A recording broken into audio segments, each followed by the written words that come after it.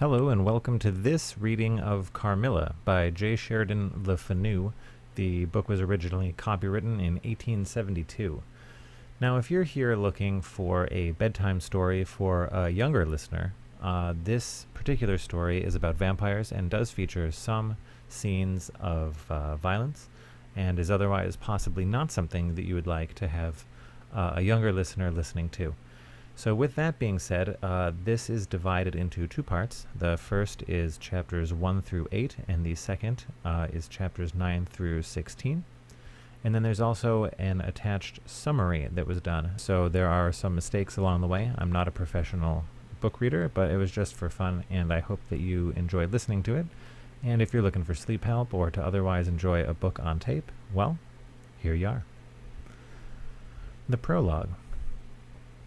Upon a paper attached to the narrative which follows, Dr. Hesselius has written a rather elaborate note, which he accompanies with a reference to his essay on the strange subject which the MS illuminates. This mysterious subject he treats in the essay with his usual learning and acumen, and with remarkable directness and consideration. It will form but one volume of the series of that extraordinary man's collected papers. As I publish the case in this volume simply to interest the laity, I shall forestall the intelligent lady who relates it in nothing, and after due consideration I have determined, therefore, to abstain from presenting any précis of the learned doctor's reasoning, or extract from his statement on a subject which he describes as involving, not improbably, some of the profoundest arcana of our dual existence and its intermediates. I was anxious on discovering this paper to reopen the correspondence commenced by Dr. Hesselius so many years before with a person so clever and careful as his informant seems to have been. Much to my regret, however, I found that she had died in the interval. She probably could have added little to the narrative which she communicates in the following pages with, so far as I can pronounce, such conscientious particularity. Chapter 1. In Styria, we, though by no means magnificent people, inhabit a castle, or schloss. A small income in that part of the world goes a great way. 800 or 900 a year does wonders. Scantily enough, ours would have answered among wealthy people at home. My father is English, and I bear an English name, although I never saw England.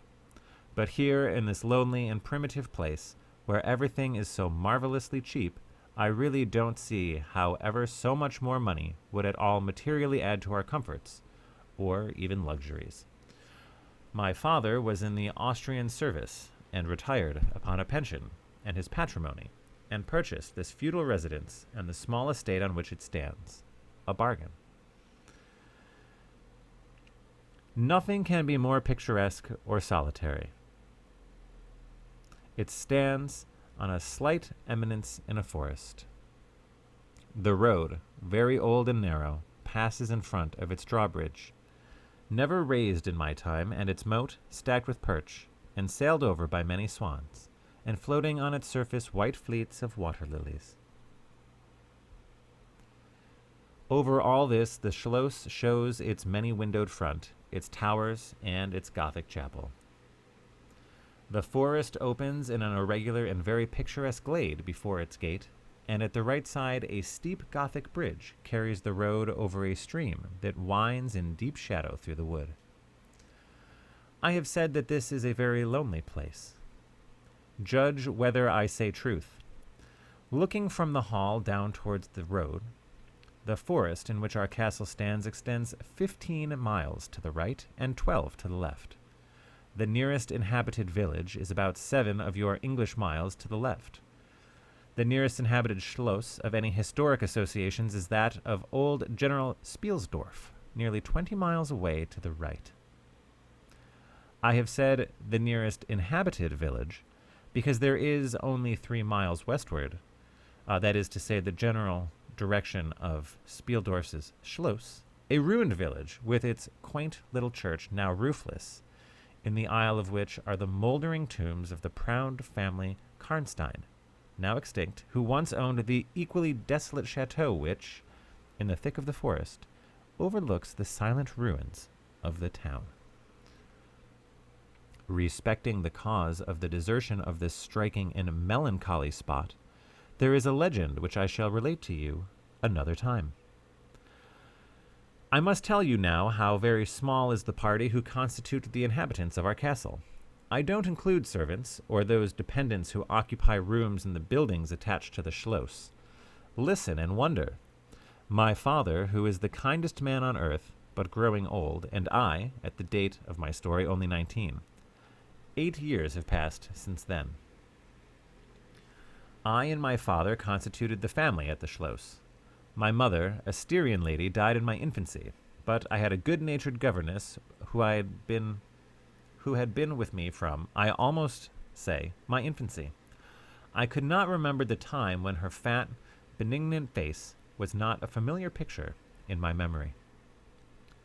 This was Madame Predates, a native of Bern, whose care and good nature now in part supplied to me the loss of my mother, whom I do not even remember, so early I lost her. She made a third at our little dinner party. There was a fourth, Mademoiselle de La Fontaine, a lady, such as you term, I believe, a finishing governess. She spoke French and German. Madame Predates French and broken English, to which my father and I added English, which, partly to prevent its becoming a lost language among us, and partly from patriotic motives, we spoke every day. The consequence was a babble, at which strangers used to laugh, and which I shall make no attempt to reproduce in this narrative. And there were 2 or 3 young lady friends besides, pretty nearly of my own age, who were occasional visitors, for longer or shorter terms, and these visits I sometimes returned. These were our regular social resources, but of course there were chance visits from neighbors of only 5 or 6 leagues distance. My life was, notwithstanding, rather a solitary one, I can assure you.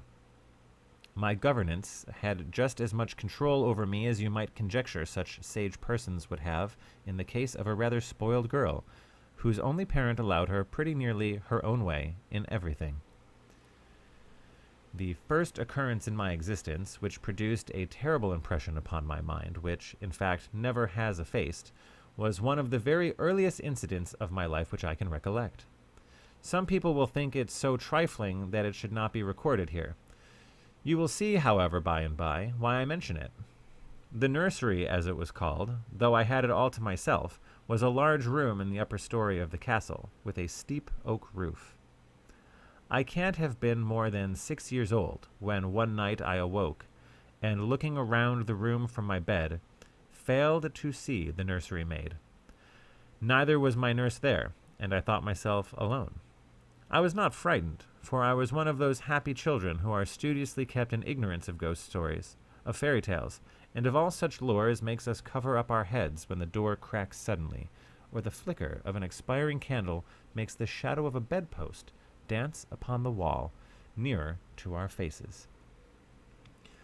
I was vexed and insulted at finding myself, as I conceived, neglected, and I began to whimper, preparatory to a hearty bout of roaring, when, to my surprise, I saw a solemn but very pretty face looking at me from the side of the bed. It was that of a young lady who was kneeling with her hands under the coverlet. I looked at her with a kind of pleased wonder, and ceased whimpering. She caressed me with her hands, and lay down beside me on the bed, and drew me towards her, smiling. I felt immediately delightfully soothed, and fell asleep again. I was wakened by a sensation as if 2 needles ran into my breast very deep at the same moment, and I cried loudly. The lady startled back, with her eyes fixed on me, and then slipped down upon the floor and, as I thought, hid herself under the bed. I was now for the first time frightened, and I yelled with all my might and main. Nurse, nursery maid, housekeeper, all came running in, and hearing my story they made light of it, soothing me all they could meanwhile. But, child as I was, I could perceive that their faces were pale with an unwonted look of anxiety. And I saw them look under the bed, and about the room, and peep under tables and pluck open cupboards, and the housekeeper whispered to the nurse, "Lay your hand along that hollow in the bed. Someone did lie there, So sure as you did not, the place is still warm. I remember the nursery maid petting me, and all three examining my chest, where I told them I felt the puncture, and pronouncing that there was no sign visible that any such thing had happened to me. The housekeeper and the two other servants who were in charge of the nursery remained sitting up all night, and from that time a servant always sat up in the nursery until I was about 14. I was very nervous for a long time after this. A doctor called in. He was pallid and elderly. How well I remember his long, saturnine face, slightly pitted with smallpox and his chestnut wig. For a good while every second day he came and gave me medicine, which of course I hated. The morning after I saw this apparition, I was in a state of terror and could not bear to be left alone, daylight though it was for a moment. I remember my father coming up and standing at the bedside and talking cheerfully and asking the nurse a number of questions, laughing very heartily at one of the answers and patting me on the shoulder, kissing me, and telling me not to be frightened, that it was nothing but a dream and could not hurt me. But I was not comforted, for I knew the visit of the strange woman was not a dream, and I was awfully frightened. I was a little consoled by the nursery maid's assuring me that it was she who had come and looked at me, and lain down beside me in the bed, and that I must have been half dreaming not to have known her face. But this, though supported by the nurse, did not quite satisfy me. I remember in the course of the day a venerable old man in a black cassock coming into the room with the nurse and housekeeper, and talking a little to them and very kindly to me.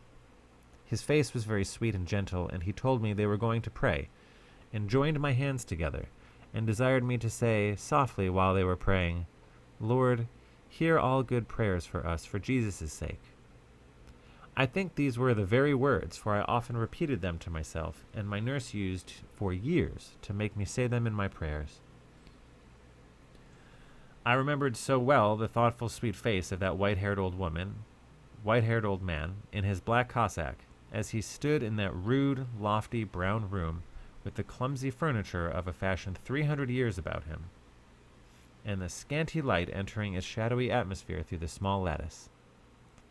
He kneeled, and the three women with him, and he prayed aloud with an earnest, quavering voice for what appeared to me a long time. I forget all my life preceding that event, and for some time after, it is all obscure also, but the scenes I have just described stand out vivid as the isolated pictures of the phantasmagoria surrounded by darkness. Chapter 2. I am now going to tell you something so strange that it will require all your faith in my veracity to believe my story. It is not only true, nevertheless, but truth of which I have been an eyewitness. It was a sweet summer evening, and my father asked me, as he sometimes did, to take a little ramble with him along that beautiful forest vista which I have mentioned as lying in front of the Schloss. General Spielsdorf cannot come to us as soon as I had hoped, said my father, as we pursued our walk. He was to have paid us a visit of some weeks, and we had expected his arrival next day. He was to have brought with him a young lady, his niece and ward, Mademoiselle Rheinfeldt, whom I had never seen, but whom I had heard described as a very charming girl, and in whose society I had promised myself many happy days. I was more disappointed than a young lady living in a town or a bustling neighborhood can possibly imagine. This visit, and the new acquaintance it promised, had furnished my daydream for many weeks. "And how soon does he come?" I asked. "Not till autumn. Not for 2 months, I dare say," he answered. "And I am very glad now, dear, that you never knew Mademoiselle Rheinfeldt." "And why?" I asked, both mortified and curious. "Because the poor young lady is dead," he replied. "I quite forgot I had not told you, but you were not in the room when I received the General's letter this evening." I was very much shocked. General Spielsdorf had mentioned in his first letter 6 or 7 weeks before that she was not so well as he would wish her, but there was nothing to suggest the remotest suspicion of danger. "Here is the general's letter," he said, handing it to me. "I am afraid he is in great affliction. The letter appears to me to have been written very nearly in distraction." We sat down upon a rude bench under a group of magnificent lime trees. The sun was setting with all its melancholy splendor behind the sylvan horizon, and the stream that flows beside our home and passes under the steep old bridge I have mentioned wound through many a group of noble trees, almost at our feet, reflecting in its current the fading crimson of the sky. General Spielsdorf's letter was so extraordinary, so vehement, and in some places so self-contradictory that I read it twice over, the second time aloud to my father, and was still unable to account for it except by supposing that grief had unsettled his mind. It said, "I have lost my darling daughter, for as such I loved her. During the last days of dear Bertha's illness I was not able to write you. Before then I had no idea of her danger. I have lost her and now learn all too late. She died in the peace of innocence and in the glorious hope of a blessed futurity. The fiend who betrayed our infatuated hospitality has done it all. I thought I was receiving into my house innocence, gaiety, a charming companion for my lost Bertha. Heavens, what a fool have I been! I thank God my child dies without a suspicion of the cause of her sufferings. She is gone without so much as conjecturing the nature of her illness, and the accursed passion of the agent of all this misery. I devote my remaining days to tracking and extinguishing a monster. I am told I may hope to accomplish my righteous and merciful purpose. At present there is scarcely a gleam of light to guide me. I curse my conceited incredulity, my despicable affectation of superiority, my blindness, my obstinacy, all too late. I cannot write or talk collectedly now. I am distracted. So soon as I shall have a little recovered, I mean to devote myself for a time to inquiry, which may possibly lead me as far as Vienna. Sometime in the autumn, 2 months hence, or earlier if I live, I will see you, that is, if you permit me. I will then tell you all that I scarce dare to put upon paper now. Farewell. Pray for me, old friend." In these terms ended this strange letter. Though I have never seen Bertha Reinfeld, my eyes filled with tears at the sudden intelligence. I was startled, as well as profoundly disappointed. The sun had now set, and it was twilight by the time I had returned to the general's letter to my father. It was a soft, clear evening, and we loitered, speculating upon the possible meanings of the violent and incoherent sentences which I had just been reading. We had nearly a mile to walk before reaching the road that passes the Schloss in front, and by that time the moon was shining brilliantly. At the drawbridge we met Madame Perdon and Mademoiselle de La Fontaine, who had come out without their bonnets to enjoy the exquisite moonlight. We heard their voices gabbing in animated dialogue as we approached. We joined them at the drawbridge and turned about to admire with them the beautiful scene. The glade through which we had just walked lay before us. At our left, the narrow road wound away under clumps of lordly trees, and was lost to sight amid the thickening forest. At the right, the same road crosses the steep and picturesque bridge, near which stands a ruined tower which once guarded that pass. And beyond the bridge an abrupt eminence rises, covered with trees, and showing in the shadows some gray ivy-clustered rocks. Over the sward and low grounds a thin film of mist was stealing like smoke, marking the distances with a transparent veil, and here and there we could see the river faintly flashing in the moonlight. No softer, sweeter scene could be imagined. The news I had just heard made it melancholy, but nothing could disturb its character of profound serenity and the enchanted glory and vagueness of the prospect. My father, who enjoyed the picturesque, and I stood looking in silence over the expanse beneath us. The two good governesses, standing a little way behind us, discoursed upon the scene and were eloquent upon the moon. Madame Perrodon was fat, middle-aged, and romantic, and talked and sighed poetically. Mademoiselle de La Fontaine, in right of her father, who was a German, assumed to be psychological, metaphysical, and something of a mystic, now declared that when the moon shone with a light so intense, it was well known that it indicated a special spiritual activity. The effect of the full moon in such a state of brilliancy was manifold. It acted on dreams. It acted on lunacy. It acted on nervous people. It had marvelous physical influences connected with life. Mademoiselle related that her cousin, who was mate of a merchant ship, having taken a nap on deck on such a night, lying on his back with his face full in the light of the moon, had wakened after a dream of an old woman clawing him by the cheek, with his features horribly drawn to one side, and his countenance had never quite recovered its equilibrium. "The moon this night," she said, "is full of idyllic and magnetic influence. And see, when you look behind you at the front of the Schloss, how all its windows flash and twinkle with that silvery splendor as if unseen hands had lighted up the rooms to receive fairy guests. There are indolent styles of the spirits in which, indisposed to talk ourselves, the talk of others is pleasant to our listless ears. And I gazed on, pleased with the tinkle of the ladies' conversation. I have got into one of my moping moods tonight," said my father, after a silence, and quoting Shakespeare, whom, by way of keeping up our English, he used to read aloud, he said, "In truth, I know not why I am sad. It wearies me. You say it wearies you, but how I got it, came by it. I forget the rest, but I feel as if some great misfortune were hanging over us. I suppose the poor General's afflicted letter has something to do with it." At this moment, the unwonted sound of carriage wheels and many hoofs upon the road arrested our attention. They seemed to be approaching from the high ground overlooking the bridge, and very soon the equipage emerged from that point. 2 horsemen first crossed the bridge, then came a carriage drawn by 4 horses, and 2 men rode behind.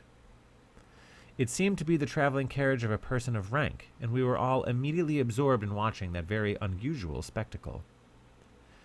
It became, in a few moments, greatly more interesting, for just as the carriage had passed the summit of the steep bridge, one of the leaders, taking fright, communicated his panic to the rest, and after a plunge or two, the whole team broke into a wild gallop together, and dashing between the horsemen who rode in front, came thundering along the road towards us with the speed of a hurricane.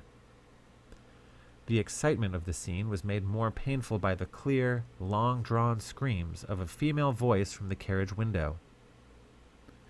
We all advanced in curiosity and horror, me rather in silence, the rest with various ejaculations of terror. Our suspense did not last long. Just before you reach the castle drawbridge, on the route they were coming, there stands by the roadside a magnificent lime tree. On the other stands an ancient stone cross, at sight of which the horses, now going at a pace that was perfectly frightful, swerved so as to bring the wheel over the projecting roots of the tree. I knew what was coming. I covered my eyes, unable to see it out, and turned my head away. At the same moment I heard a cry from my lady friends, who had gone on a little. Curiosity opened my eyes, and I saw a scene of utter confusion. 2 of the horses were on the ground. The carriage lay upon its side with 2 wheels in the air. The men were busy removing the traces, and a lady with a commanding air and figure had got out, and stood with clasped hands, raising her handkerchief that was in them every now and then to her eyes. Through the carriage door was now lifted a young lady who appeared to be lifeless. My dear old father was already beside the elder lady with his hat in hand, evidently tendering his aid in the resources of his Schloss. The lady did not appear to hear him or to have eyes for anything but the slender girl who was being placed against the slope of the bank. I approached. The young lady was apparently stunned, but she was certainly not dead. My father, who piqued himself on being something of a physician, had just had his fingers on her wrist and assured the lady, who declared herself her mother, that her pulse, though faint and irregular, was undoubtedly still distinguishable. The lady clasped her hands and looked upward, as if in a momentary transport of gratitude, but immediately she broke out again in that theatrical way which is, I believe, natural to some people. She was what is called a fine-looking woman for her time of life, and must have been handsome. She was tall, but not thin, and dressed in black velvet, looked very pale, but with a proud and commanding countenance, though now agitated strangely. Who was ever being so born to calamity? I heard her say with clasped hands as I came up. Here am I, on a journey of life and death, in prosecuting which to lose an hour is possibly to lose all. My child will not have recovered sufficiently to resume her route, for who can say how long?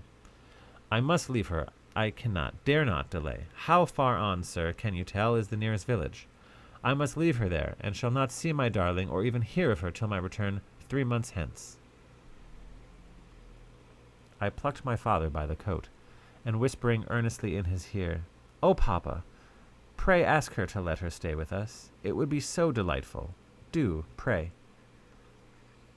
If madame will entrust her child to the care of my daughter and her good gouvernante, Madame Perrodon, and permit her to remain as our guest under my charge until her return, it will confer a distinction and an obligation upon us, and we shall treat her with all the care and devotion which so sacred a trust deserves." "I cannot do that, sir. It would be to task your kindness and chivalry too cruelly," said the lady distractedly. "It would, on the contrary, be to confer on us a very great kindness at the moment when we most need it. My daughter has just been disappointed by a cruel misfortune in a visit from which she had long anticipated a great deal of happiness. If you confide this young lady to our care, it will be her best consolation. The nearest village on your route is distant, and affords no such inn as you could think of placing your daughter at. You cannot allow her to continue her journey for any considerable distance without danger. If, as you say, you cannot suspend your journey, you must part with her tonight, and nowhere could you do so with more honest assurances of care and tenderness than here." There was something in this lady's air and appearance so distinguished and even imposing, and in her manner so engaging as to impress one, quite apart from the dignity of her equipage, with the conviction that she was a person of consequence. By this time the carriage was replaced in its upright position, and the horses, quite tractable, in the traces again. The lady threw on her daughter a glance which I fancied was not quite so affectionate as one might have anticipated from the beginning of the scene. Then she beckoned slightly to my father, and withdrew 2 or 3 steps with him out of hearing, and talked with him with a fixed and stern countenance, not at all like that with which she had hitherto spoken. I was filled with wonder that my father did not seem to perceive the change, and also unspeakably curious to learn what it could be that she was speaking, almost in his ear, with so much earnestness and rapidity. 2 or 3 minutes at most, I think, she remained thus employed, and then she turned, and a few steps brought her to where her daughter lay, supported by Madame Perrodon. She kneeled beside her for a moment, and whispered, as Madame supposed, a little benediction in her ear. Then, hastily kissing her, she stepped into the carriage. The door was closed. The footmen in stately liveries jumped up behind. The outriders spurred on. The postilions cracked their whips. The horses plunged and broke suddenly into a furious canter that threatened soon again to become a gallop, and the carriage whirled away, followed at the same rapid pace by the 2 horsemen in the rear. Chapter 3. We followed the cortege with our eyes until it was swiftly lost to sight in the misty wood, and the very sound of the hoofs and the wheels died away in the silent night air. Nothing remained to assure us that the adventure had not been an illusion of a moment but the young lady, who just at that moment opened her eyes. I could not see, for her face was turned from me, but she raised her head, evidently looking about her, and I heard a very sweet voice ask complainingly, "Where is Mamma?" Our good Madame Perrodon answered tenderly and answered some comfortable assurances. I then heard her ask, "Where am I? What is this place?" And after that she said, "I don't see the carriage, and Matska. Where is she?" Madame answered all her questions in so far as she understood them, and gradually the young lady remembered how the misadventure came about, and was glad to hear that no one in or in attendance on the carriage was hurt, and on learning that her mamma had left her there, till her return in about 3 months, she wept. I was going to add my consolations to those of Madame Perrodon when Mademoiselle de La Fontaine passed her hand upon my arm, saying, "Don't approach. One at a time is as much as she can at present converse with. A very little excitement would possibly overpower her now. As soon as she is comfortably in bed," I thought, "I will run up to her room and see her." My father, in the meantime, had sent a servant on horseback for the physician, who lived about 2 leagues away, and a bedroom was being prepared for the young lady's reception. The stranger now rose, and leaning on Madame's arm, walked slowly over the drawbridge and into the castle gate. In the hall, servants waited to receive her, and she was conducted forthwith to her room. The room we usually sat in, as our drawing room is long, having 4 windows, that looked out over the moat and drawbridge, upon the forest scene I have just described. It is furnished in old carved oak, with large carved cabinets, and the chairs are cushioned with crimson Utrecht velvet. The walls are covered with tapestry, and surrounded with great old frames, the figures being as large as life, in ancient and very curious costume, as the subjects represented are hunting, hawking, and generally festive. It is not too stately to be extremely comfortable, and here we had our tea, for with his usual patriotic leanings, he insisted that the national beverage should make its appearance regularly with our coffee and chocolate. We sat here this night, and with candles lighted, we talked over the adventure of the evening. Madame Perrodon and Mademoiselle de La Fontaine were both of our party. The young stranger had hardly lain down in her bed when she sank into a deep sleep, and those ladies had left her in the care of a servant. "How do you like our guest?" I asked, as soon as Madame entered. "Tell me about her." "I like her extremely," answered Madame. "She is, I almost think, the prettiest creature I ever saw, about your age and so gentle and nice." "She is absolutely beautiful," threw in Mademoiselle, who had peeped for a moment into the stranger's room. "And such a sweet voice," added Madame Perrodon. "Did you remark a woman in the carriage after it was set up again who did not get out?" inquired Mademoiselle, "but only looked from the window?" "No, we had not seen her." Then she described a hideous black woman, with a sort of colored turban on her head, who was gazing all the time from the carriage window, nodding and grinning derisively towards the ladies, with gleaming eyes and large white eyeballs, and her teeth set as if in fury. "Did you remark what an ill-looking pack of men the servants were?" asked Madame. "Yes," said my father, who had just come in. "Ugly, hang-dog-looking fellows as ever I beheld in my life. I hope they mayn't rob the poor lady in the forest. They are clever rogues, however, they got everything to rights in a minute." "I dare say they are worn out with too long traveling," said Madame. "Besides looking wicked, their faces were so strangely lean and dark and sullen. I am very curious, I own, but I dare say the young lady will tell you all about it tomorrow, if she is sufficiently recovered." "I don't think she will," said my father, with a mysterious smile and a little nod of his head, as if he knew more about it than he cared to tell us. This made us all the more inquisitive as to what had passed between him and the lady in the black velvet in the brief but earnest interview that had been immediately preceded by her departure. We were scarcely alone when I entreated him to tell me. He did not need much pressing. There is no particular reason why I should not tell you. She expressed a reluctance to trouble us with the care of her daughter, saying she was in delicate health and nervous, but not subject to any kind of seizure. She volunteered that, nor to any illusion, being in fact perfectly sane. How very odd to say all that, I interpolated. It was so unnecessary. At all events, it was said, he laughed. And as you wish to know all that passed, which was indeed very little, I tell you.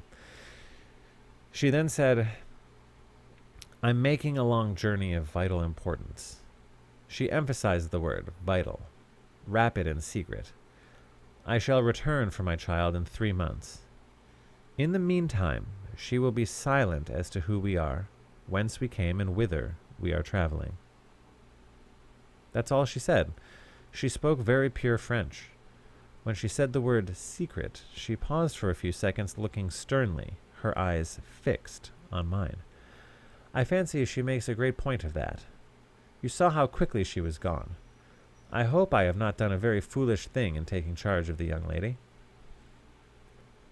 For my part, I was delighted. I was longing to see her and talk to her, and only waiting till the doctor should give me leave. You, who live in towns, can have no idea how great an event the introduction of a new friend is, in such a solitude as surrounded us. The doctor did not arrive till nearly 1 o'clock, but I could no more have gone to bed and slept than I could have overtaken on foot the carriage in which the princess in black velvet had driven away. When the physician came down to the drawing-room, it was to report very favorably upon his patient. She was now sitting up, her pulse quite regular, apparently perfectly well. She had sustained no injury, and the little shock to her nerves had passed away quite harmlessly. There could be no harm, certainly, in my seeing her, if we both wished it, and, with this permission, I sent forthwith to know whether she would allow me to visit her for a few minutes in her room. The servant returned immediately to say that she desired nothing more. You may be sure I was not long in availing myself of this permission. Our visitor lay in one of the most handsomest rooms in the Schloss. It was, perhaps, a little stately. There was a somber piece of tapestry opposite the foot of the bed, representing Cleopatra, with the asps to her bosom, and other solemn classic scenes were displayed, a little faded upon the other walls. But there was a gold carving, and rich and varied color enough in the other decorations in the room to more than redeem the gloom of the old tapestry. There were candles at the bedside. She was sitting up, her slender, pretty figure enveloped in the soft silk dressing gown, embroidered with flowers and lined with thick quilted silk, which her mother had thrown over her feet as she lay upon the ground. What was it that, as I reached the bedside and had just begun my little greeting, struck me dumb in a moment? It made me recoil a step or two before her. I'll tell you. I saw the very face which had visited me in my childhood at night, which remained so fixed in my memory, and on which I had for so many years so often ruminated with horror when no one suspected of what I was thinking. It was pretty, even beautiful, and when I first beheld it wore the same melancholy expression. But this almost instantly lighted into a strange, fixed smile of recognition. There was a silence of fully a minute, and then at length she spoke. I could not. "How wonderful!" she exclaimed. 12 years ago, I saw your face in a dream, and it has haunted me ever since." "Wonderful indeed," I repeated, overcoming with an effort that horror that had for a time suspended my utterances. 12 years ago, in vision or reality, I certainly saw you. I could not forget your face. It has remained before my eyes ever since." Her smile had softened. Whatever I had fancied strange in it was gone, and in it her dimpling cheeks were now delightfully pretty and intelligent. I felt reassured, and continued more in the vein which hospitality indicated, to bid her welcome and to tell her how much pleasure her accidental arrival had given us all, and especially what a happiness it was to me. I took her hand as I spoke. I was a little shy, as lonely people are, but the situation made me elegant and even bold. She pressed my hand. She laid hers upon it, and her eyes glowed as, looking hastily into mine, she smiled again and blushed. She answered my welcome very prettily. I sat down beside her, still wondering, and she said, "I must tell you my vision about you. It is so very strange that you and I should have had each of the other so vivid a dream, that each should have seen I you and you me, looking as we do now, when of course we both were mere children. I was a child, about 6 years old, and I awoke from a confused and troubled dream and found myself in a room, unlike my nursery, wainscoted clumsily in some dark wood, and with cupboards and bedsteads and chairs and benches placed about it. The beds were, I thought, all empty, and the room itself without anyone but myself in it. And I, after looking about me for some time, and admiring especially an old iron candlestick with 2 branches, which I should certainly know again, crept under one of the beds to reach the window. But as I got from under the bed, I heard someone crying, and looking up, while I was still upon my knees, I saw you, most assuredly you, as I see you now, a beautiful young lady, with golden hair and large blue eyes, and your lips, you as you are here. Your looks won me. I climbed on the bed and put my arms about you, and I think we both fell asleep. I was aroused by a scream. You were sitting up screaming. I was frightened and slipped down upon the ground, and it seemed to me lost consciousness for a moment. And when I came to myself, I was again in my nursery at home. Your face I have never forgotten since. I could not be misled by mere resemblance. You are the lady whom I saw then. It was now my turn to relate my corresponding vision, which I did, to the undisguised wonder of my new acquaintance. I don't know which should be most afraid of the other, she said again, smiling. If you were less pretty, I think I should be very much afraid of you, but being as you are, and you and I both so young, I feel only that I have made your acquaintance 12 years ago, and have already a right to your intimacy. At all events, it does seem as if we were destined, from our earliest childhood, to be friends. I wonder whether you feel as strangely drawn towards me as I do to you. I have never had a friend. Shall I find one now? She sighed, and her dark eyes gazed passionately on me. Now, the truth is, I felt rather unaccountably towards the beautiful stranger. I did feel, as she said, drawn towards her, but there was also something of repulsion. In this ambiguous feeling, however, the sense of attraction immensely prevailed. She interested and won me. She was so beautiful and so indescribably engaging. I perceived something now of languor and exhaustion stealing over her, and hastened to bid her good night. The doctor thinks, I added, that you ought to have a maid to sit up with you tonight.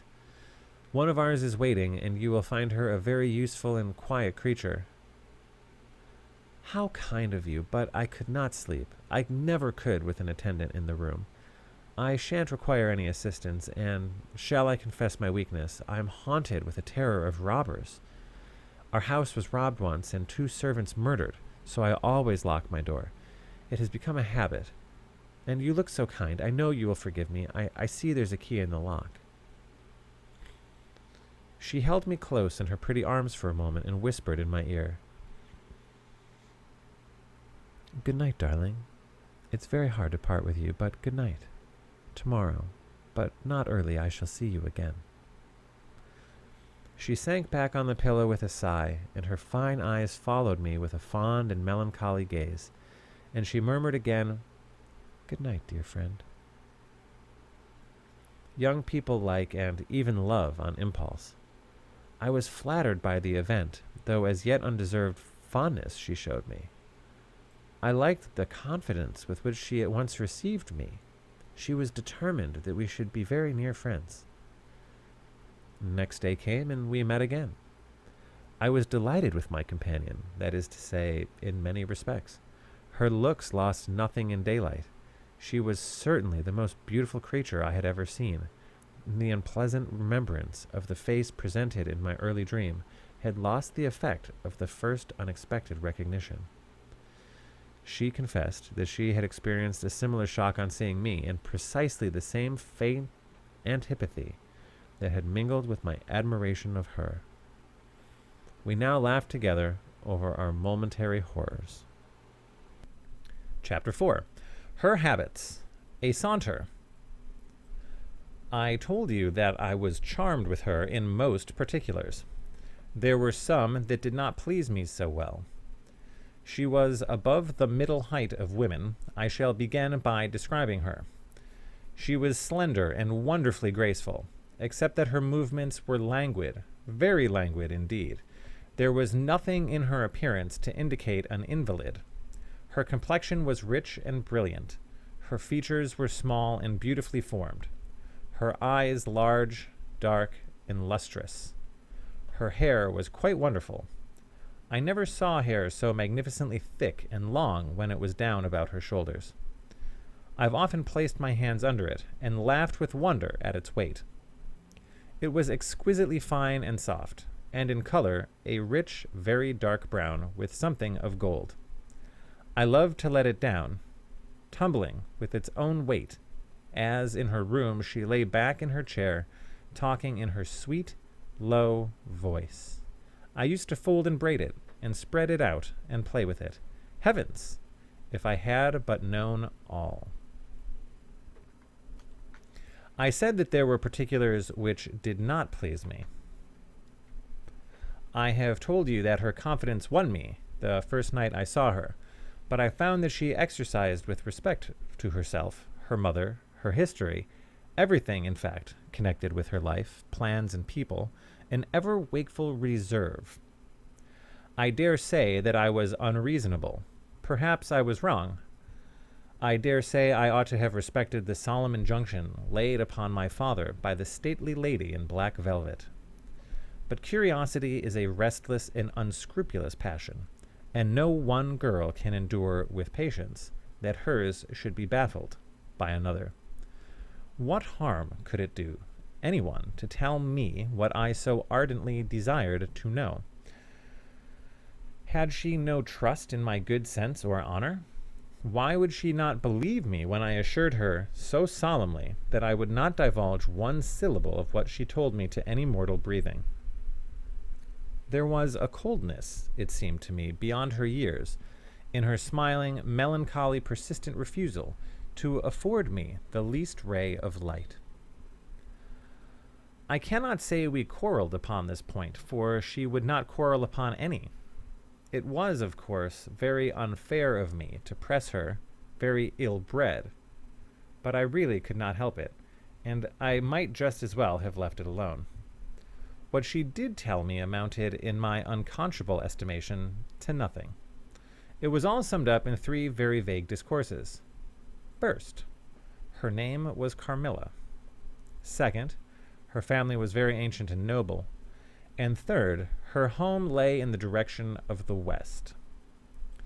She would not tell me the name of her family, nor their armorial bearings, nor the name of their estate, nor even that of the country that they lived in. You are not to suppose that I worried her incessantly on these subjects. I watched opportunity, and rather insinuated than urged my inquiries. Once or twice, indeed, I did attack her more directly, but no matter what my tactics, utter failure was invariably the result. Reproaches and caresses were all lost upon her. But I must add this, that her evasion was conducted with so pretty a melancholy and deprecation, with so many and even passionate declarations of her liking for me, and trust in my honor, and with so many promises that I should at last know all, that I could not find it in my heart long to be offended with her. She used to place her pretty arms about my neck, draw me to her, and laying her cheek to mine, murmur with her lips near my ear, "Dearest, your little heart is wounded. Think me not cruel, because I obey the irresistible law of my strength and weakness. If your dear heart is wounded, my wild heart bleeds with yours. In the rapture of my enormous humiliation, I live in your warm life, and you shall die, sweetly die, into mine. I cannot help it. As I draw near to you, you, in your turn, will draw near to others, and learn the rapture of that cruelty, which yet is love. So, for a while, seek to know no more of me and mine, but trust me with all your loving spirit. And when she had spoken such a rhapsody, she would press me more closely in her trembling embrace, and her lips in soft kisses gently glow upon my cheek. Her agitations and her language were unintelligible to me. From these foolish embraces, which were not of a very frequent occurrence, I must allow, I used to wish to extricate myself, but my energies seemed to fail me. Her murmured words sounded like a lullaby in my ears, and soothed my resistance into a trance, from which I only seemed to recover myself when she withdrew her arms. In these mysterious moods, I did not like her. I experienced a strange, tumultuous excitement that was pleasurable, ever and anon mingled with a sense of fear and disgust. I had no distinct thoughts about her while such scenes lasted, but I was conscious of a love growing into adoration, and also of abhorrence. This, I know, is a paradox, but I can make no other attempt to explain the feeling. I now write, after an interval of more than 10 years, with a trembling hand, with a confused and horrible recollection of certain occurrences and situations in the ordeal through which I was unconsciously passing, though with a vivid and very sharp remembrance of the main current of my story. But I suspect, in all lives, there are certain emotional scenes, those in which our passions have been most wildly and terribly roused, that are, of all others, the most vaguely and dimly remembered. Sometimes an hour of apathy. I have my strange and beautiful companion taking my hand and holding it with fond pressure, renewed again and again, blushing softly, gazing in my face with languid and burning eyes, and breathing so fast that her dress rose and fell with a tumultuous respiration. It was like the ardor of a lover. It embarrassed me. It was hateful and yet overpowering, and with gloating eyes she drew me to her, and her hot lips traveled along my cheek in kisses. And she would whisper, almost in sobs, "You're mine. You shall be mine. You and I are one forever." Then she had thrown herself back in her chair with her small hands over her eyes, leaving me trembling. "Are we related?" I used to ask. "What can you mean by all this? I remind you, perhaps, of someone whom you love, but you must not. I hate it. I don't know you. I don't know myself when you look so and talk so." She used to sigh at my vehemence, then turn away and drop my hand. Respecting these very extraordinary manifestations, I strove in vain to form any satisfactory theory. I could not refer them to affectation or trick. It was unmistakably the momentary breaking out of suppressed instinct and emotion. Was she, notwithstanding her mother's volunteered denial, subject to brief visitations of insanity? Or was there here a disguise and a romance? I had read in old storybooks of such things. What if a boyish lover had found his way into the house and sought to prosecute his suit in masquerade with the assistance of a clever old adventuress? But there were many things against this hypothesis, highly interesting as it was to my vanity. I could boast of no little attentions such a masculine gallantry delights to offer. Between these passionate moments there were long intervals of commonplace, of gaiety, of brooding melancholy, during which, except that I detected her eyes so full of melancholy fire, following me at times, I might have been as nothing to her. Except in these brief periods of mysterious excitement, her ways were girlish, and there was always a languor about her, quite incompatible with a masculine system in a state of health. In some respects, her habits were odd. Perhaps not so singular in the opinion of a town lady like you, as they appeared to us, rustic people. She used to come down very late, generally not till 1 o'clock. She would then take a cup of chocolate, but eat nothing. We then went out for a walk, which was a mere saunter, and she seemed almost immediately exhausted, and either returned to the schloss or sat at one of the benches that were placed here and there among the trees. This was a bodily languor in which her mind did not sympathize. She was always an animated talker, and very intelligent. She sometimes alluded for a moment to her own home, or mentioned an adventure or situation, or an early recollection which indicated a people of strange manners, and described customs of which we knew nothing. I gathered from these chance hints that her native country was much more remote than I had first fancied. As we sat thus one afternoon under the trees, a funeral passed us by. It was that of a pretty young girl whom I had often seen, the daughter of one of the rangers of the forest. The poor man was walking behind the coffin of his darling. She was his only child, and he looked quite heartbroken. Peasants walking 2 and 2 came behind. They were singing a funeral hymn. I rose to mark my respect as they passed, and joined in the hymn they were sweetly singing. My companion shook me a little roughly, and I turned, surprised. She said brusquely, "Don't you perceive how discordant that is?" "I think it very sweet, on the contrary," I answered, vexed at the interruption and very uncomfortable lest the people who composed the little procession should observe and resent what was passing. I resumed, therefore, instantly, and was again interrupted. "You pierce my ears," said Carmilla, almost angrily, and stopping her ears with her tiny fingers. "Besides, how can you tell that your religion and mine are the same? Your forms wound me, and I hate funerals. What a fuss! Why, you must die. Everyone must die. And all are happier when they do. Come home."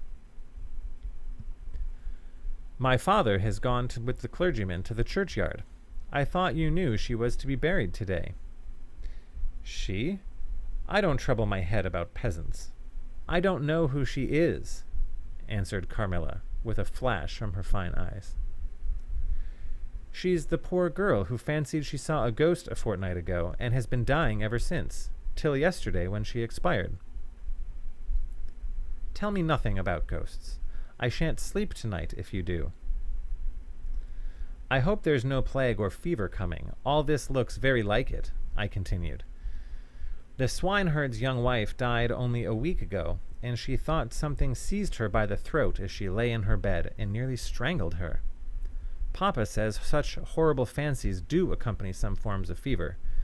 She was quite well the day before. She sank afterwards and died before a week." "Well, her funeral is over, I hope, and her hymn sung, and our ears shan't be tortured with that discord and jargon. It has made me nervous. Sit down here beside me. Sit close. Hold my hand. Press it hard, hard, harder." We had moved a little back and had come to another seat. She sat down. Her face underwent a change that alarmed and even terrified me for a moment. It darkened and became horribly livid. Her teeth and hands were clenched, and she frowned and compressed her lips, while she stared down upon the ground at her feet, and trembled all over with a continued shudder and irrepressible as ague. All her energies seemed strained to suppress a fit, which she was then breathlessly tugging, and at length a low, convulsive cry of suffering broke from her, and gradually the hysteria subsided. "There, that comes of strangling people with hymns," she said at last. Hold me still, it is passing away." And so gradually it did, and perhaps to dissipate the somber impression which the spectacle had left upon me, she became unusually animated and chatty, and so we got home. This was the first time I had seen her exhibit any definable symptoms of that delicacy of health which her mother had spoken of. It was the first time, also, I had seen her exhibit anything like temper. Both passed away like a summer cloud, and never but once afterwards did I witness on her part a momentary sign of anger. I will tell you how it happened. She and I were looking out in one of the long drawing-room windows when there entered the courtyard over the drawbridge a figure of a wanderer whom I knew very well. He used to visit the Schloss generally twice a year. It was the figure of a hunchback with the sharp, lean features that generally accompany deformity. He wore a pointed black beard, and he was smiling from ear to ear, showing his white fangs. He was dressed in buff, black, and scarlet, and crossed with more straps and belts than I could count, from which hung all manner of things. Behind he carried a magic lantern and 2 boxes which I well knew, in one of which was a salamander, and in the other a mandrake. These monsters used to make my father laugh. They were compounded of parts of monkeys, parrots, squirrels, fish, and hedgehogs, dried and stitched together with great neatness and startling effect. He had a fiddle, a box of conjuring apparatus, a pair of foils and masks attached to his belt, several other mysterious cases dangling about him, and a black staff with copper ferrules in his hand. His companion was a rough, spare dog that followed at his heels, but stopped short, suspiciously, at the drawbridge, and in a little while began to howl dismally. In the meantime, the mountebank, standing in the midst of the courtyard, raised his grotesque hat and made us a very ceremonious bow, paying his compliments very volubly in execrable French. In German, not much better. Then, disengaging his fiddle, he began to scrape a lively air to which he sang with a merry discord, dancing with ludicrous airs and activity that made me laugh in spite of the dog's howling.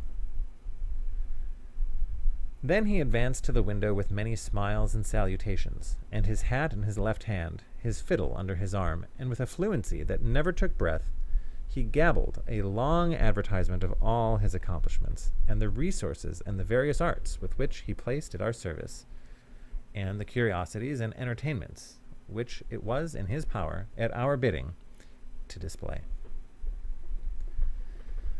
"Will your ladyships be pleased to buy an amulet against the opier, which is going like the wolf, I hear, through these woods?" he said, dropping his hat on the pavement. "They are dying of it right and left, and here is a charm that never fails, only pinned to the pillow, and you may laugh in his face." These charms consisted of oblong slips of vellum with cabalistic ciphers, diagrams upon them. Carmilla instantly purchased one, and so did I. He was looking up, and we were smiling down upon him, amused. At least, I can answer for myself. His piercing black eye, as he looked up in our faces, seemed to detect something that fixed for a moment his curiosity. In an instant he unrolled a leather case full of all manner of odd little steel instruments. "See here, my lady," he said, displaying it and addressing me. "I profess, among other things less useful, the art of dentistry." "Plague take the dog," he interpolated. "Silence, beast! He howls so that your ladyships can scarcely hear a word. Your noble friend, the young lady at your right, has the sharpest tooth, long, thin, pointed like an awl, like a needle, ha ha! With my sharp and long sight, as I look up, I have seen it distinctly. Now, if it happens to hurt the young lady, and I think it must, here I am. Here are my file, my punch, my nippers. I will make it round and blunt, if her ladyship pleases. No longer the tooth of a fish, but of a beautiful young lady as she is. Hey, is the young lady displeased? I have been too bold. Have I offended her?" The young lady, indeed, looked very angry as she drew back from the window. "How dares that mountebank insult us so? Where is your father? I shall demand redress from him. My father would have had the wretch tied up in the pump and flogged with a cart whip and burnt to the bones with the cattle brand." She retired from the window a step or two and sat down, and had hardly lost sight of the offender when her wrath subsided as suddenly as it had risen, and she gradually recovered her usual tone and seemed to forget the little hunchback and his follies. My father was out of spirits that evening. On coming in, he told us that there had been another case very similar to the two fatal ones which had lately occurred. The sister of a young peasant on his estate, only a mile away, was very ill, had been, as she described it, attacked very nearly in the same way, and was now slowly but steadily sinking. All this, said my father, is strictly referable to natural causes. These poor people infect one another with their superstitions, and so repeat in imagination the images of terror that have infested their neighbors. But that very circumstance frightens one horribly, said Carmilla. How so? Inquired my father. I'm so afraid of fancying I see such things. I think it would be as bad as reality. We're in God's hands. Nothing can happen without His permission, and all will end well for those who love Him. He is our faithful Creator. He has made us all, and will take care of us. Creator? Nature? Said the young lady, in answer to my gentle father. And this disease that invades the country is natural. Nature? All things proceed from nature, don't they? All things in the heaven, in the earth, and under the earth act and live as nature ordains? I think so. The doctor said he would come here today, said my father after a silence. I want to know what he thinks about it, and what he thinks we had better do. Doctors never did me any good, said Carmilla. Then you have been ill? I asked. More ill than ever you were, she answered. Long ago? Yes, a long time. I suffered from this very illness, but I forget all but my pain and weakness, and they were not so bad as are suffered in other diseases. You were very young then? I dare not say. Let us talk no more of it. You would not wound a friend. She looked languidly in my eyes and passed her arm round my waist lovingly, and led me out of the room. My father was busy over some papers near the window. Why does your papa like to frighten us? Said the pretty girl with a sigh and a little shudder. He doesn't, dear Carmilla. It's the very furthest thing from his mind. Are you afraid, dearest? I should be very much if I fancied there were any real danger of my being attacked as those poor people were. You are afraid to die? Yes, everyone is. But to die as lovers may, to die together, so that they may live together. Girls are caterpillars when they live in the world, to be finally butterflies when the summer comes. But in the meantime there are grubs and larvae, don't you see? Each with their peculiar propensities, necessities, and structure. So says Monsieur Buffon in his big book in the next room. Later in the day the doctor came and was closeted with Papa for some time. He was a skillful man of 60 and upwards.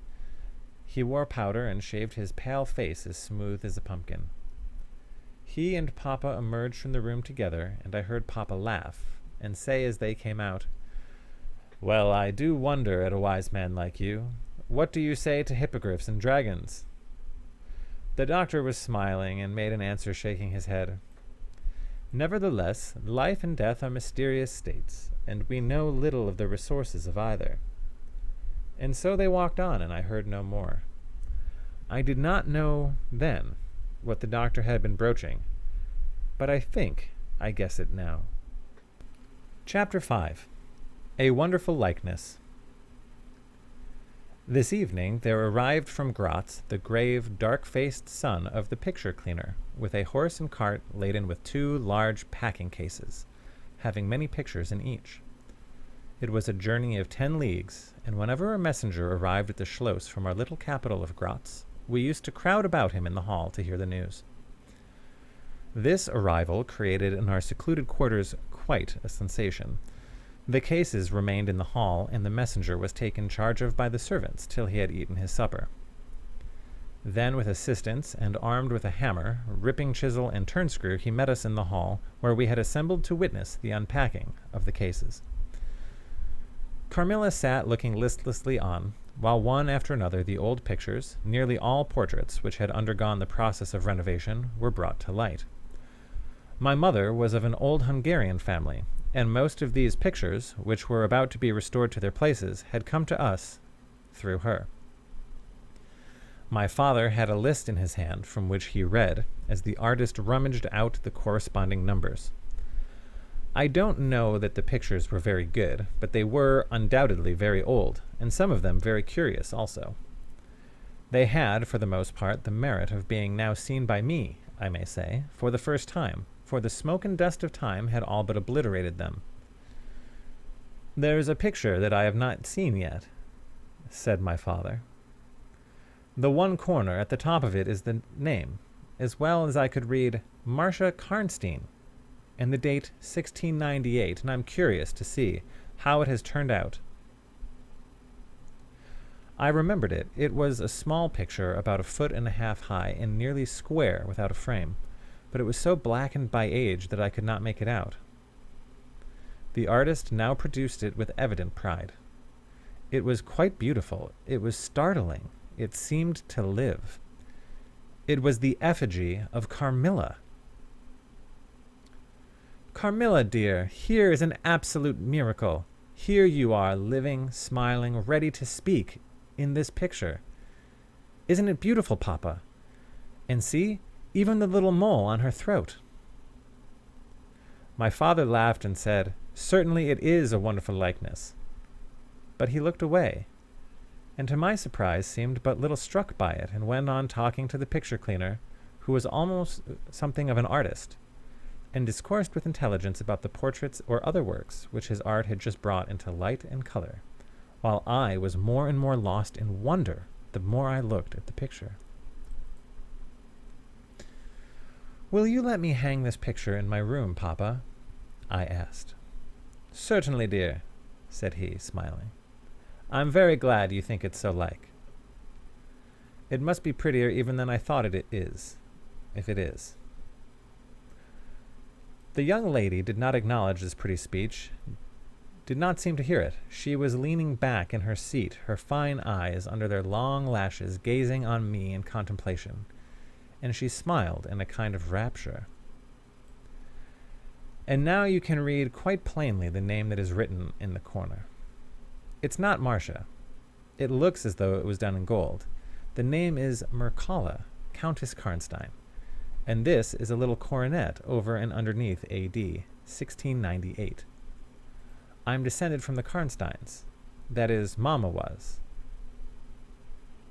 "Ah," said the lady languidly. "So am I think. A very long descent, very ancient. Are there any Karnsteins living now?" "None who bear the name, I believe.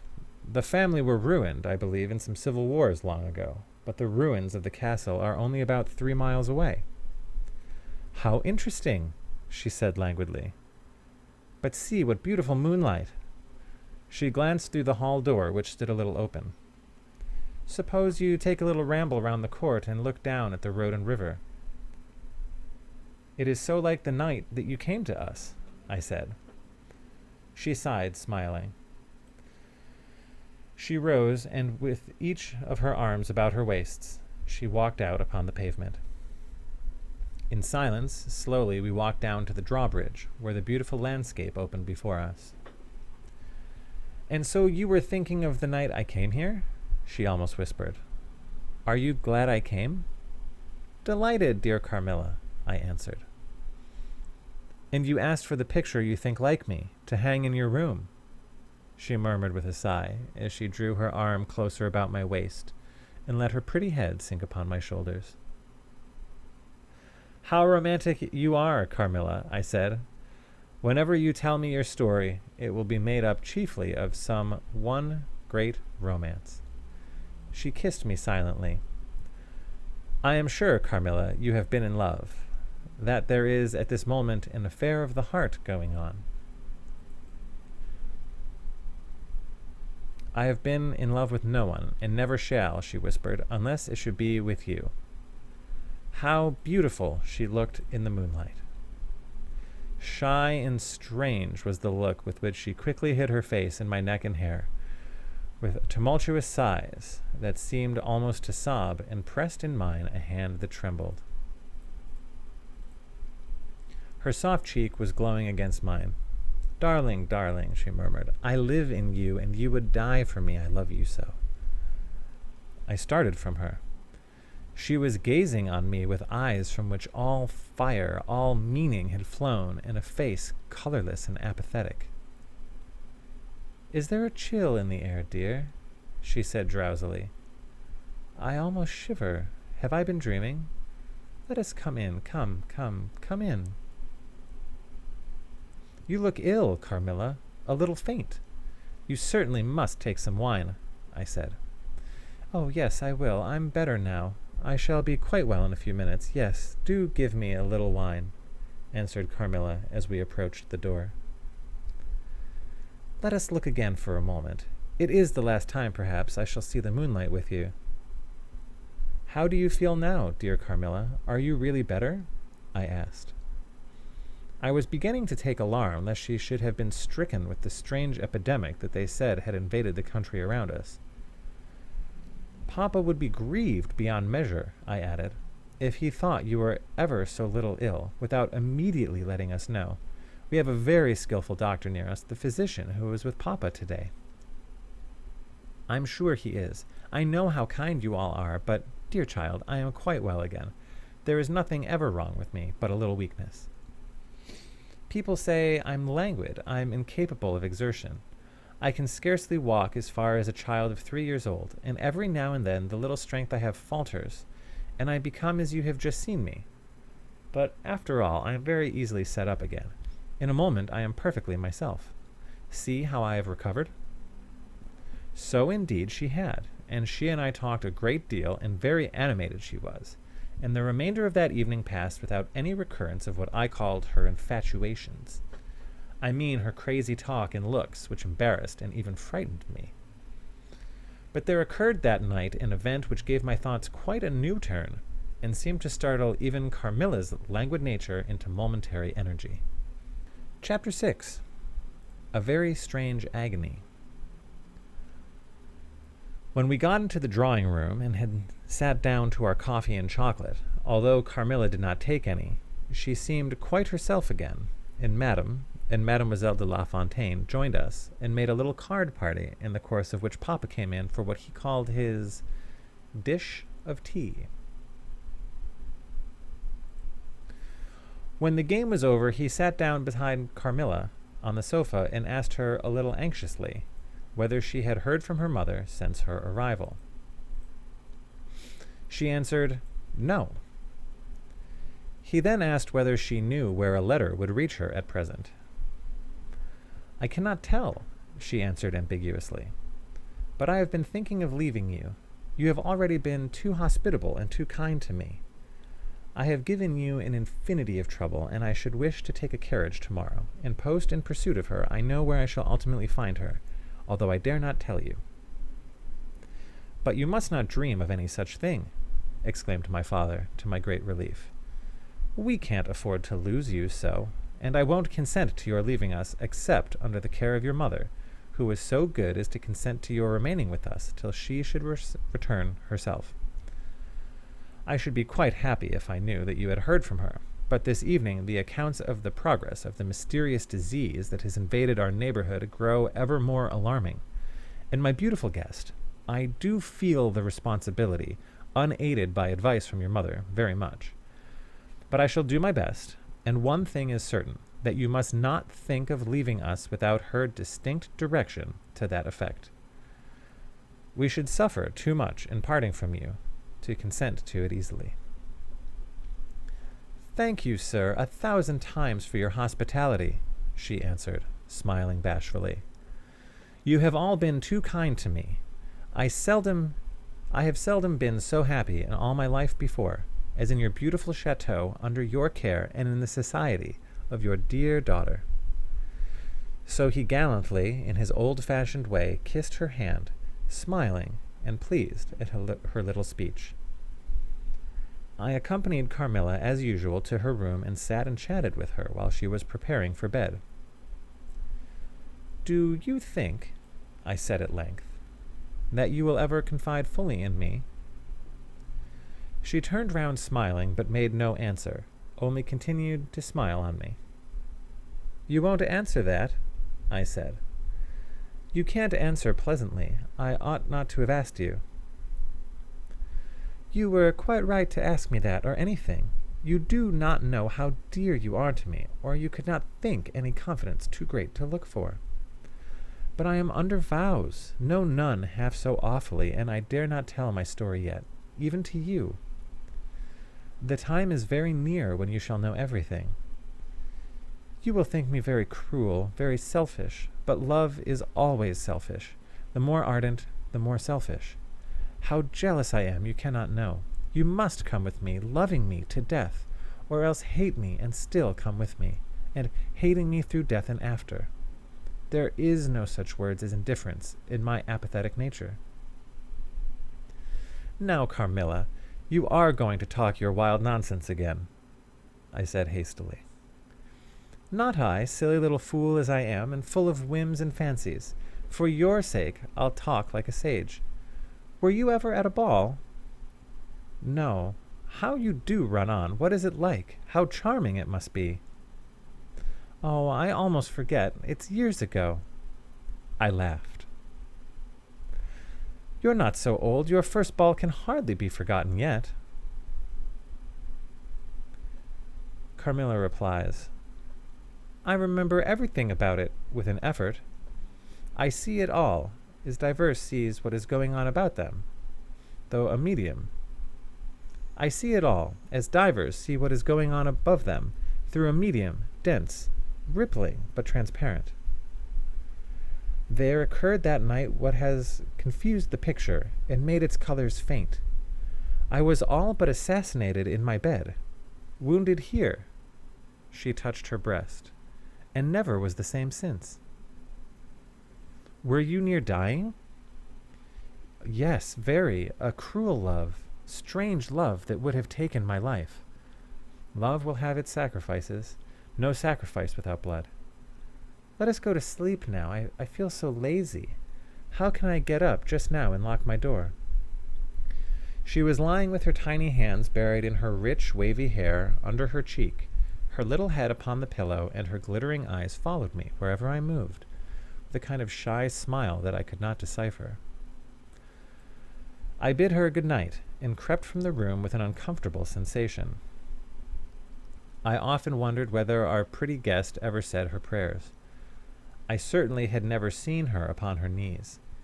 In the morning she never came down until long after our family prayers were over, and at night she never left the drawing-room to attend our brief evening prayers in the hall. If it had not been that it had casually come out in one of our careless talks that she had been baptized, I should have doubted her being a Christian. Religion was a subject on which I had never heard her speak a word. If I had known the world better, this particular neglect or antipathy would not have so much surprised me.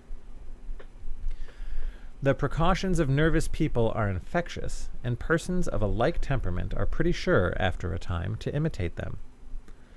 I had adopted Carmilla's habit of locking her bedroom door, having taken into her head all her whimsical alarms about midnight invaders and prowling assassins. I had also adopted her precaution of making a brief search through her room to satisfy herself that no lurking assassin or robber was ensconced. These wise measures taken, I got into my bed and fell asleep. A light was burning in my room. This was an old habit of very early date, and which nothing could have tempted me to dispense with. Thus fortified, I might take my rest in peace. But dreams come through stone walls, light up dark rooms or darken light ones, and their persons make their exits and their entrances as they please, and laugh at locksmiths. I had a dream that night that was the beginning of a very strange agony. I cannot call it a nightmare, for I was quite conscious of being asleep. But I was equally conscious of being in my room and lying in bed precisely as I actually was.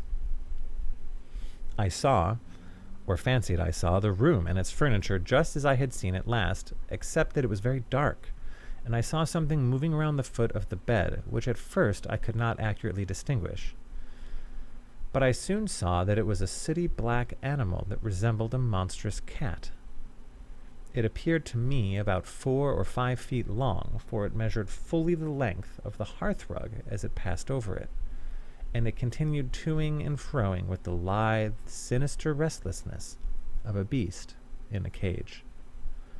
I could not cry out, although, as you may suppose, I was terrified.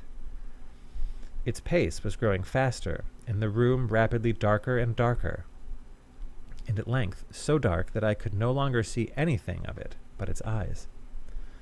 I felt it spring lightly on the bed. The 2 broad eyes approached my face, and suddenly I felt a stinging pain, as if 2 large needles darted, an inch or 2 apart, deep into my breast. I waked with a scream. The room was lighted by the candle that burnt there all through the night, and I saw a female figure standing at the foot of the bed, a little at the right side. It was in a dark, loose dress, and its hair was down and covered its shoulders. A block of stone could not have been more still. There was not the slightest stir of respiration. As I stared at it, the figure appeared to have changed its place and was now nearer the door. Then, close to it, the door opened and it passed out. I was now relieved and able to breathe and move. My first thought was that Carmilla had been playing me a trick and that I had forgotten to secure my door. I hastened to it and found it locked as usual on the inside. I was afraid to open it. I was horrified. I sprang into my bed and covered my head up in the bedclothes and lay there more dead than alive until morning. Chapter 7. Descending. It would be vain my attempting to tell you the horror with which even now I recall the occurrence of that night. It was no such transitory terror as a dream leaves behind it.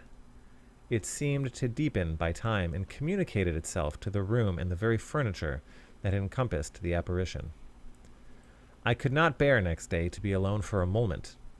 I should have told Papa, but for 2 opposite reasons. At one time I thought he would laugh at my story, and I could not bear its being treated as a jest. And at another I thought he might fancy that I had been attacked by the mysterious complaint which had invaded our neighborhood. I had myself no misgiving of the kind, and as he had been rather an invalid for some time, I was afraid of alarming him. I was comfortable enough with my good-natured companions, Madame Perrodon and the vivacious Mademoiselle La Fontaine. They both perceived that I was out of spirits and nervous, and at length I told them what lay so heavy at my heart. Mademoiselle laughed, but I fancied that Madame Perrodon looked anxious. "By the by," said Mademoiselle, laughing, "the long lime-tree walk behind Carmilla's bedroom is haunted."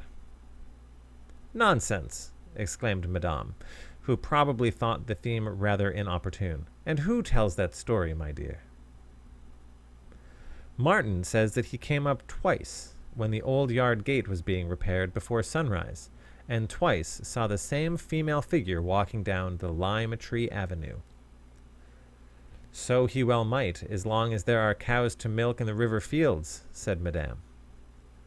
"I dare say, but Martin chooses to be frightened, and never did I see fool more frightened."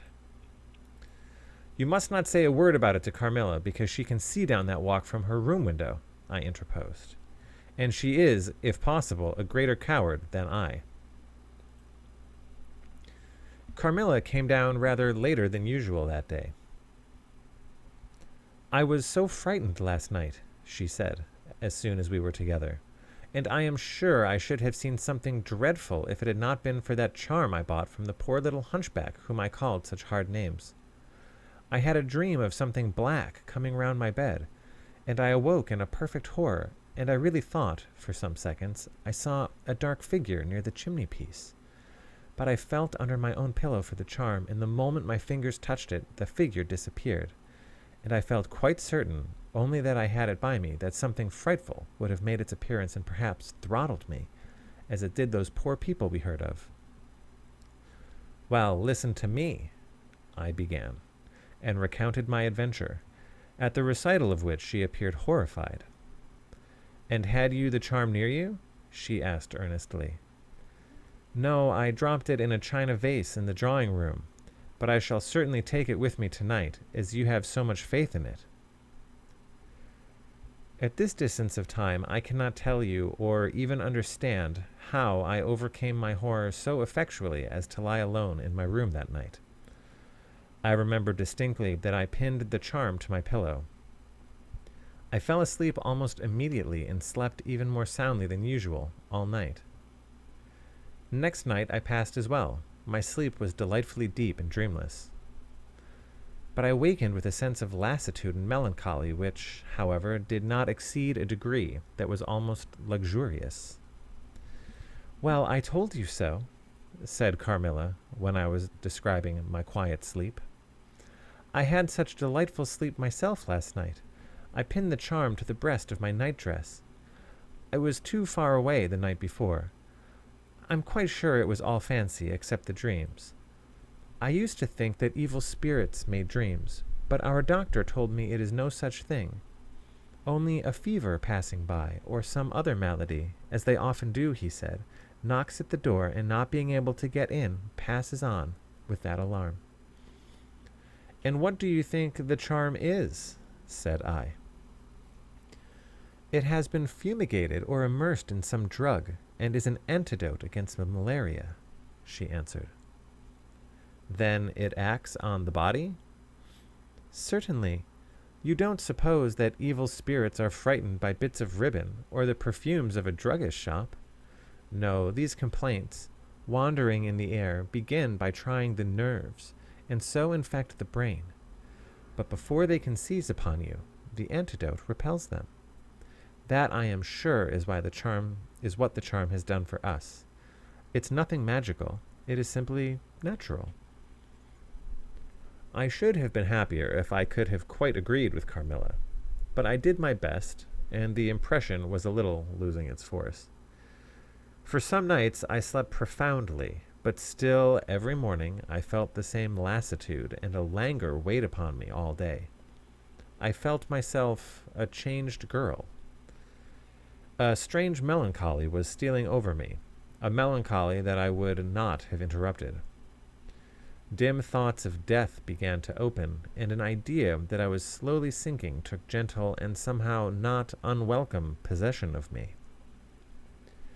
If it was sad, the tone of mind which this included was also sweet. Whatever it may be, my soul acquiesced in it. I would not admit that I was ill. I would not consent to tell my papa, or to have the doctor sent for. Carmilla became more devoted to me than ever, and her strange paroxysms of languid adoration more frequent. She used to gloat on me with increasing ardor, and the more my spirits and strength waned. This always shocked me like a momentary glare of insanity. Without knowing it, I was now in a pretty advanced stage of the strangest illness under which mortal ever suffered. There was an unaccountable fascination in its earlier symptoms that more than reconciled me to the incapacitating effect of that stage of the malady.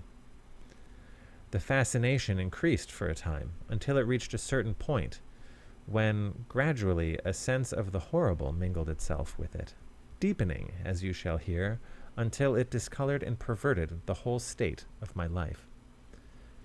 The first change I experienced was rather agreeable. It was very near the turning point from which began the descent of avarice. Certain vague and strange sensations visited me in my sleep. The prevailing one was that of pleasant, peculiar, cold thrill, which we feel in bathing, when we move against the current of a river. This was soon accompanied by dreams that seemed interminable, and were so vague that I could never recollect their scenery or persons, or any one connected portion of their action. But they left an awful impression, and a sense of exhaustion, as if I had passed through a long period of great mental exertion and danger.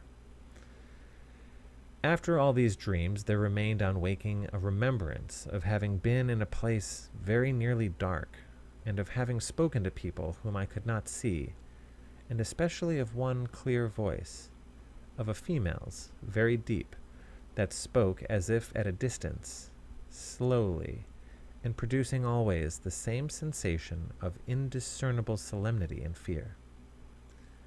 Sometimes there came a sensation as if a hand was drawn softly along my cheek and neck.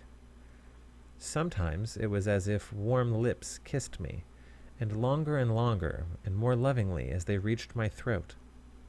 But there the caress fixed itself. My heart beat faster. My breathing rose and fell rapidly and full drawn. A sobbing that rose into a sense of strangulation supervened and turned into a dreadful convulsion in which my senses left me and I became unconscious. It was now 3 weeks since the commencement of this unaccountable state.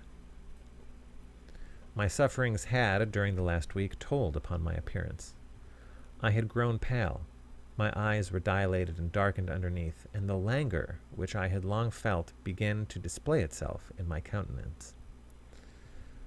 My father asked me often whether I was ill, but with an obstinacy which now seems to me unaccountable, I persisted in assuring him that I was quite well. In a sense, this was true. I had no pain. I could complain of no bodily derangement. My complaint seemed to be of the imagination or the nerves, and, horrible as my sufferings were, I kept them with a morbid reserve very nearly to myself. It could not be that terrible complaint which the peasants called the opier, for I had now been suffering for 3 weeks, and they were seldom ill for much more than 3 days, when death put an end to their miseries. Carmilla complained of dreams and feverish sensations, but by no means of so alarming a kind as mine. I say that mine were extremely alarming. Had I been capable of comprehending my condition, I would have invoked aid and advice on my knees. The narcotic of an unsuspected influence was acting upon me, and my perceptions were benumbed. I'm going to tell you now of a dream that led immediately to an odd discovery. One night, instead of the voice I was accustomed to hear in the dark, I heard one, sweet and tender, and at the same time terrible, which said, "Your mother warns you to beware of the assassin." At the same time, a light unexpectedly sprang up, and I saw Carmilla standing near the foot of my bed in her white nightdress, bathed from her chin to her feet in one great stain of blood. I wakened with a shriek, possessed with the one idea that Carmilla was being murdered. I remember springing from my bed, and my next recollection is that of standing on the lobby, crying for help. Madame and Mademoiselle came scurrying out of their rooms in alarm. A lamp burned always on the lobby, and seeing me, they soon learned the cause of my terror. I insisted on knocking on Carmilla's door. Our knocking was unanswered. It soon became a pounding and an uproar. We shrieked her name, but all was vain. We all grew frightened, for the door was locked. We hurried back in panic to my room. There we rang the bell long and furiously. If my father's room had been at that side of the house, we would have called him up at once to our aid. But alas, he was quite out of hearing, and to reach him involved an excursion for which none of us had courage. Servants, however, soon came running up the stairs. I had got on my dressing gown and slippers meanwhile, and my companions were already similarly furnished. Recognizing the voices of the servants on the lobby, we sallied out together, and having renewed as fruitlessly our summons at Carmilla's door, I ordered the men to force the lock. They did so, and we stood, holding our lights aloft, in the doorway, and so stared into the room. We called her by name, but there was still no reply. We looked round the room. Everything was undisturbed. It was exactly in the state in which I had left it on bidding her good night. but Carmilla was gone. Chapter 8. Search. At sight of the room, perfectly undisturbed except for our violent entrance, we began to cool a little, and soon recovered our senses sufficiently to dismiss the men. It had struck Mademoiselle that possibly Carmilla had been awakened by the uproar at her door, and in her first panic had jumped from her bed and hid herself in a press, or behind a curtain from which she could not, of course, emerge until the major domo in his myrmidons had withdrawn. We now recommenced our search, and began to call her name again. It was all to no purpose. Our perplexity and agitation increased. We examined the windows, but they were secured. I implored of Carmilla, if she had concealed herself, to play this cruel trick no longer, to come out and to end our anxieties. It was all useless. I was by this time convinced that she was not in the room, nor in the dressing room, the door of which was still locked on this side. She could not have passed it. I was utterly puzzled. Had Carmilla discovered one of those secret passages which the old housekeeper said were known to exist in the Schloss, although the tradition of their exact situation had been lost? A little time would, no doubt, explain all, utterly perplexed as, for the present, we were. It was past 4 o'clock, and I preferred passing the remaining hours of darkness in Madame's room. Daylight brought no solution of the difficulty. The whole household, with my father at its head, was in a state of agitation next morning. Every part of the chateau was searched. The grounds were explored. No trace of the missing lady could be discovered. The stream was about to be dragged. My father was in distraction. What a tale to have to tell the poor girl's mother on her return. I, too, was almost beside myself, though my grief was quite of a different kind. The morning was passed in alarm and excitement. It was now 1 o'clock, and still no tidings. I ran up to Carmilla's room and found her standing at her dressing table. I was astounded. I couldn't believe my eyes. She beckoned me to her with her pretty finger in silence. Her face expressed extreme fear. I ran to her in an ecstasy of joy. I kissed and embraced her again and again. I ran to the bell and rang it vehemently, to bring others to the spot who might at once relieve my father's anxiety. Dear Carmilla, what has become of you all this time?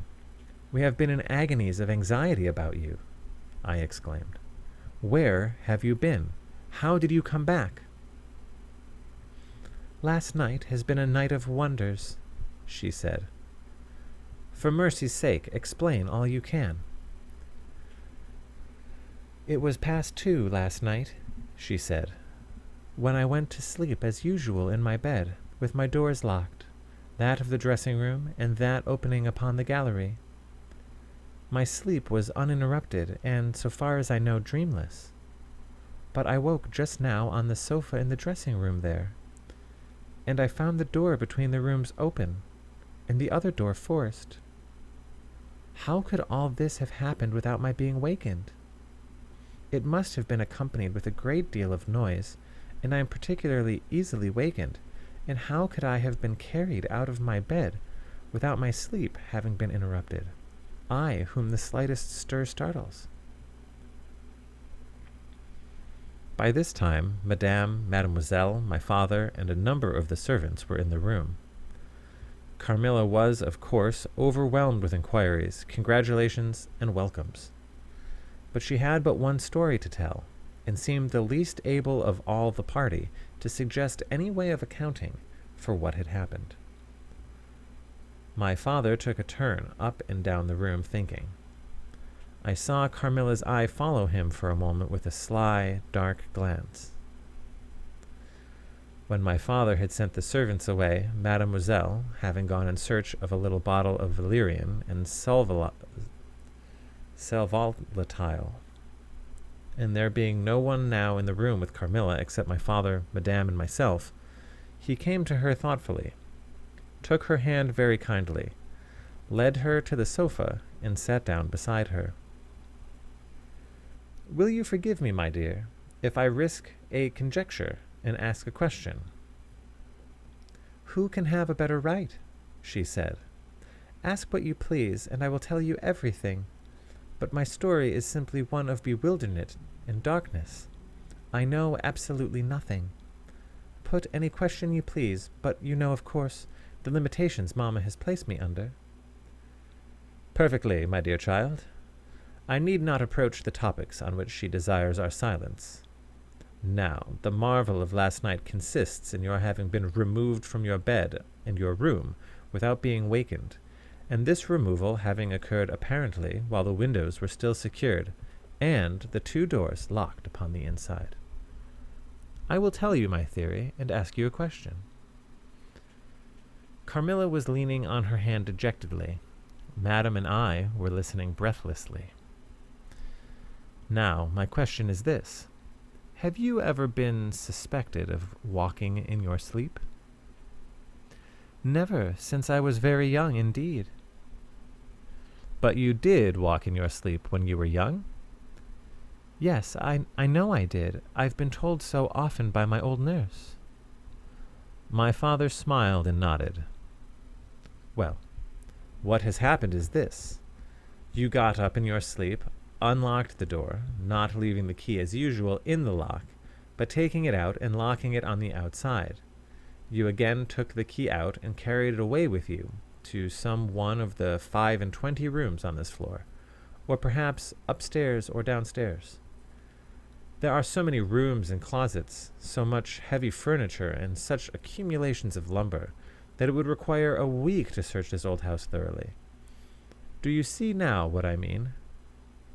"I do, but not all," she answered. "And how, Papa, do you account for her finding herself on the sofa in the dressing-room, which we had searched so carefully?" "She came there after you had searched it, still in her sleep, and at last awoke spontaneously, and was as much surprised to find herself where she was as anyone else. I wish all mysteries were as easily and innocently explained as yours, Carmilla," he said, laughing. "And so we may congratulate ourselves on the certainty that the most natural explanation of the occurrence is one that involves no drugging, no tampering with locks, no burglars or poisoners or witches, nothing that need alarm Carmilla or anyone else for our safety." Carmilla was looking charmingly. Nothing could be more beautiful than her tints. Her beauty was, I think, enhanced by that graceful languor that was peculiar to her. I think my father was silently contrasting her looks with mine, for he said, "I wish my poor Laura was looking more like herself," and he sighed. So our alarms were happily ended, and Carmilla restored to her friends.